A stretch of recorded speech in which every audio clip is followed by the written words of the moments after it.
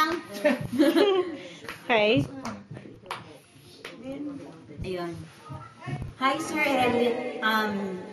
First time ko na-meet Sir Eric sa POC. Ang bait talaga ni Sir Eric. Sobrang bait. Tapos tinutulungan pa niya ako sa mga paperworks. Tapos nagkasama kami sa work. Very happy talaga ako kay Sir Eric. Napaka-helpful na klaseng tao. Tapos, yung bang pag may problema ka, talagang ang galing niya magbigay ng advice.